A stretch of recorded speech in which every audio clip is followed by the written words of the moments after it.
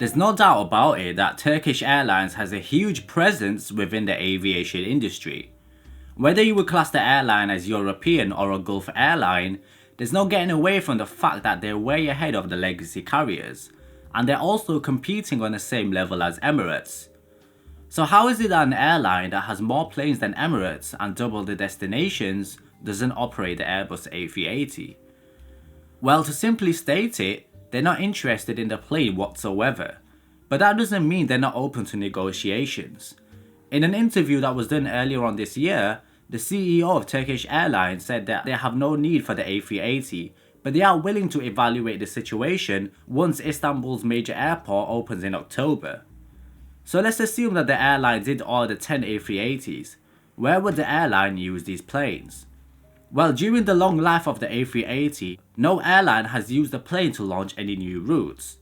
In fact, the plane has been used on existing long-haul routes where demand needs to be met by a plane that can handle a significant bunch of passengers and also overcome slot-restricted airports.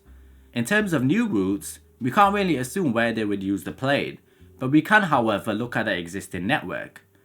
Now, the top 5 destinations for the airline are New York, Tokyo, Seoul, London and Los Angeles. These top 5 routes would be ideal routes to host the A380, with majority of the routes being between 7,500 and 11,000 kilometers. Now this suggests that for Turkish Airlines, the average sector length for any A380 operations might be around 9,000 kilometers.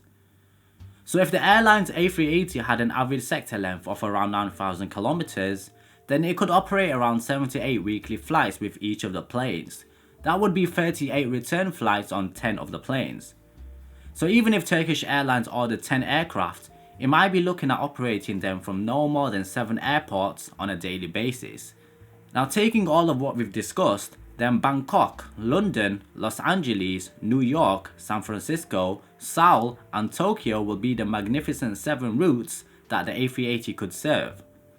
All of these airports currently handle the A380s from various airlines, although Istanbul itself does not.